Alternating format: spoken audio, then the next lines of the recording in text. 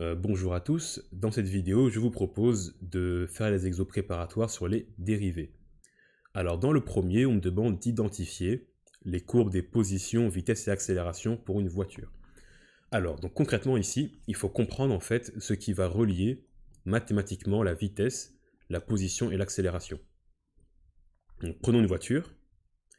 Ma voiture passe d'une position x1 à une position x2 en un certain laps de temps delta t. Alors il faut comprendre d'abord c'est quoi une dérivée. Alors une dérivée, il y avait deux manières de voir les choses. Premièrement, on pouvait dire qu'une dérivée, c'était une variation. D'accord? Ici, la vitesse, qu'est-ce que c'est? C'est une variation de position en fonction du temps. C'est pour ça qu'on dit que ce sont des kilomètres-heure ou des mètres par seconde. C'est une variation de position en fonction d'une variation de temps. Et on a vu en cours que du coup, dérivée est égal à variation. Donc la vitesse, c'est la variation de la position. Et du coup, disons que ma voiture, elle était au feu rouge. Initialement, le vecteur vitesse, il était à 0 km/h. Et elle roule dans une zone 50. Donc en fait, au bout de 20 secondes, par exemple, elle va passer à 50 km/h.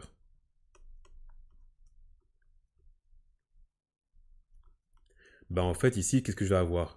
Je vais avoir une variation de vitesse en fonction du temps. Et c'est ça une accélération au final, d'accord? Une accélération, c'est une variation de vitesse en fonction du temps. Donc, dérivée est égale à variation. L'accélération, c'est la dérivée de la vitesse. Donc, au passage, je peux écrire du coup que en fait, l'accélération, c'est la dérivée de la vitesse. Et du coup, en fait, c'est la dérivée seconde de la position. Donc maintenant, je dois essayer d'identifier cette relation-ci dans mes graphes. Alors, donc ça, c'était la première vision des choses pour la dérivée. On a vu une autre manière de voir les choses, c'est de dire que la dérivée, en fait, c'est une pente. D'accord? La dérivée, on avait dit que c'était une pente, parce qu'au final, j'ai delta y sur delta x. Et ça, on a vu que quand j'ai une droite qui vaut mx plus p, justement, la pente, c'était la tangente, donc c'était l'opposé sur l'adjacent, c'est-à-dire delta y sur delta x. Alors, rigoureusement, je devrais dire que c'est une limite, donc la limite avec delta x qui tend vers 0, mais vous avez compris l'idée générale. En fait, ce que je viens de dire ici est hyper important, parce que ici, qu'est-ce que je remarque? Je remarque que ma courbe A, elle passe par 0.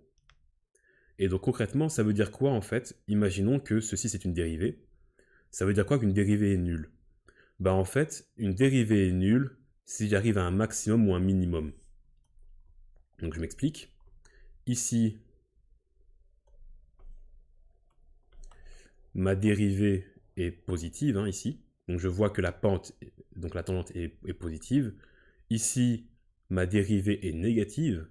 Par contre, lorsque j'arrive ici au sommet, ma dérivée est nulle. Autrement dit, ma droite est horizontale. D'accord? Donc quand j'ai un maximum ou un minimum, j'arrive ici à une pente qui est nulle, à une droite qui est horizontale. Et justement, qu'est-ce que je vois? Je vois que ici, A il passe par 0, et comme par hasard ici, B il est nul. D'accord? C il n'est pas nul, C il est positif. Du coup, j'en déduis qu'il y a un lien de dérivation entre le A et le B. D'accord? Donc en fait, je vois que le A c'est la pente de B. Donc si A c'est la pente de B, en fait je peux écrire que A, du coup, c'est égal à la dérivée de B. Autrement dit, la pente de B, d'accord, parce que la dérivée c'est la pente de B, donc la pente de la tangente dans chaque point de B est donnée par la courbe A. Alors on peut vérifier ça pour plusieurs points. Donc ici, A, il est positif, et comme par hasard, ici, B, il est croissant. Et puis dès que A est négatif, c'est lorsque B devient décroissant. D'accord? Et lorsque la pente est nulle, en fait, ici, A est nul aussi. Donc j'ai trouvé ma première relation. Maintenant, je dois faire la même chose entre B et C, du coup. D'accord? Je déduis qu'il y a un lien de dérivation. Alors, je fais un petit peu de place, comme ça, on voit bien. Hop. Voilà, valou. Donc ici, qu'est-ce que je remarque? Je remarque que lorsque C est croissant, du coup, mon B, il est positif ici. D'accord? Donc B ici est positif. Et par contre, je remarque un moment, c'est en fait, la pente devient nulle. D'accord? Je vois que la pente de C, elle décroît. Donc au début, la pente est positive, et au fur et à mesure que j'avance, la pente, elle commence à tendre vers 0. Et je remarque quoi? Je remarque que B, ben, au début, il est fortement positif, et puis à un moment donné, ben, en fait, B, il tend vers 0. Qu'est-ce que j'en déduis? J'en déduis en fait que B, c'est la pente de C. Autrement dit, donc la pente de C, c'est la dérivée. B, en fait, c'est la dérivée de C. D'accord? Donc la pente de chaque point en C, donc la pente de la tangente en chaque point de C, est donnée par la courbe B. Donc je sais que A, c'est la dérivée de B, et que B, c'est la dérivée de C. Autrement dit, je peux écrire que A, c'est égal à B', et du coup que c'est égal à C''. D'accord? Donc ça, je le déduis graphiquement. Et maintenant, du coup, ben, je peux venir faire mon parallèle. Je sais que du coup, C, c'est ma position, que B, c'est ma vitesse, et que A, c'est mon accélération. Donc voilà, c'est ici un exercice intéressant parce qu'il mélange deux interprétations géométriques de la dérivée. Alors l'exercice numéro 2, ben, il y a beaucoup moins de compréhension, hein. Là, c'est plus appliquer des formules. Alors je vais essayer de résoudre la plus rigoureuse possible. D'accord? Donc en mettant toutes les étapes. Alors ici, qu'est-ce que j'ai? Donc en fait, ici, pour mon numéro 1, j'ai une fonction dans une fonction. En fait, c'est quoi? J'ai une fonction, en fait, c'est racine cubique de x. Et j'ai une fonction, en fait, c'est 1 plus 4x. D'accord? Et en fait, qu'est-ce que j'ai? Bah en fait, j'ai que mon f, c'est racine cubique. Et mon g, c'est 1 plus 4x. Donc si je résume ma dérivée, qu'est-ce que c'est? Hop là. Je vais d'abord dériver ma racine cubique. Alors la racine cubique, comment est-ce qu'on la dérive? Je me rappelle de la formule qui disait que u à la puissance n dérivée, c'est n, u à la puissance n-1 multiplié par u'. Ben en fait, ici, c'est une pratique parce que le racine cubique peut s'exprimer comme étant à la puissance 1 tiers. Donc là, en fait, je calcule la dérivée de 1 plus 4x à la puissance 1 tiers. Donc c'est n, facteur de u n-1, facteur de u'. Alors là, j'ai deux choses. Premièrement, je sais que x à la puissance moins 1, c'est 1 sur x. Donc ici, mon moins 2 tiers, en fait, je peux faire 1 sur 2 tiers. Donc concrètement, ici, je vais avoir 1 tiers, multiplié par 1 sur la racine cubique de 1 plus 4x au carré. Et là, je dois faire la dérivée de 1 plus 4x. Or, je me souviens que la dérivée de u plus v, c'est u' plus v'. D'accord? Donc la dérivée d'une somme, c'est la somme des dérivées. Donc en fait, là, qu'est-ce que je vais avoir? Je vais avoir la dérivée de 1, c'est-à-dire 0, plus la dérivée de 4x. Alors la dérivée de 4x, comment est-ce qu'on fait? Le 4, il pouvait sortir de la parenthèse. Donc en fait, j'ai 4 fois la dérivée de x.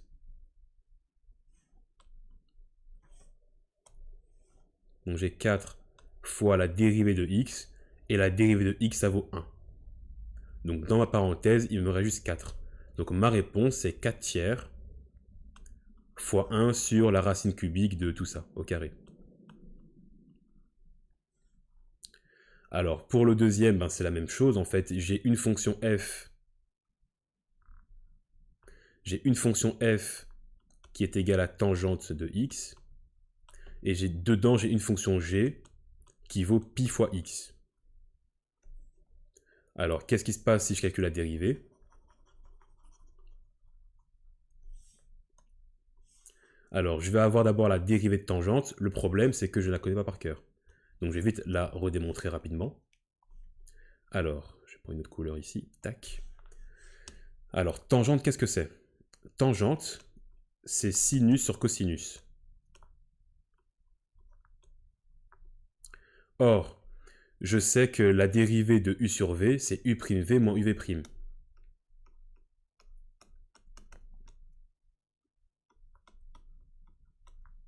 sur v carré. Donc si j'applique ici ma formule, je vais trouver que je vais avoir donc u' fois v moins u fois v', le tout sur v au carré. Et donc du coup, là, il fallait faire un cercle trigonométrique. Je sais que la dérivée de sinus, c'est cosinus. Et la dérivée de cosinus, c'est moins sinus. Donc en fait, je vais me retrouver au numérateur avec cos carré plus sin carré, le tout sur cos carré. Et ça, c'est pratique parce qu'en fait, ça me fait... Alors, j'ai deux manières de le voir. Hein. Soit je dis que cos carré plus sin carré, ça vaut 1. Et donc, du coup, c'est 1 sur cos carré. Soit, en fait, je vais simplement séparer les fractions. Donc, je vais avoir cos carré sur cos carré plus sin carré sur cos carré. Autrement dit, ça me fait 1 plus tangente au carré. Donc, en fait, ma dérivée de tangente peut prendre ces deux formes-ci. D'accord? C'est la même chose. Alors, ben moi, personnellement, mais c'est vraiment subjectif, je suis plus à l'aise avec la forme ci, en haut, mais vous pouvez très bien prendre à l'examen la deuxième, donc c'est aussi correct. Donc, revenons à nos moutons. Ici, donc je sais que la dérivée de tangente, c'est 1 sur cos carré. Donc, du coup, je vais dériver ici ma tangente de pi de x. Donc, je dois d'abord dériver tangente, donc ça me fait 1 sur cos carré pi x. Et je dois multiplier ça par la dérivée de ma fonction g de x, c'est-à-dire pi fois x. Alors la dérivée de pi fois x, le pi peut sortir de la parenthèse, et là, il me reste la dérivée de x qui est égale à 1. Donc en fait, ma réponse finale, ça va être pi divisé par cos carré pi x. Alors, je fais la même chose ici pour le numéro 5, hein, donc racine de sinus x. Ma fonction f, c'est racine de x. Ma fonction g qui est à l'intérieur, c'est sinus x.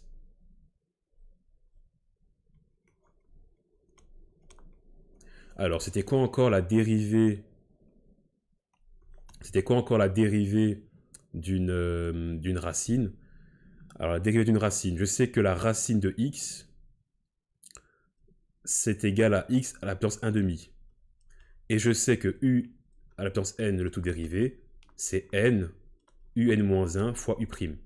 Donc en appliquant cette formule ici, je trouve que c'est 1 demi, facteur de x à la puissance, donc 1 demi moins 1, ça fait moins 1 demi, facteur de x'. D'accord? Donc ça, c'est la dérivée de la racine de x. Donc j'ai appliqué ça ici à ma situation. Donc je vais avoir ici 1 demi fois sinus x à la puissance moins 1 demi fois la dérivée de sinus. Donc fois la dérivée de la fonction g qui est à l'intérieur de f. Alors à nouveau, je sais que x à la puissance moins 1 demi, ben en fait c'est 1 sur x à la puissance 1 demi, c'est-à-dire 1 sur la racine carrée de x. Donc ici, qu'est-ce que je vais avoir? Je vais avoir 1 demi fois 1 sur la racine carrée de sinus x fois la dérivée de sinus. Dérivée que je ne connais absolument pas par cœur. Je refais ici mon graphe. Là, j'ai sinus. Ici, j'ai cosinus. Je sais que la dérivée de sinus est cosinus. D'accord? Je vais faire un tour par là. Donc en fait, ici, c'est fois cos x. Et ceci, c'est ma réponse.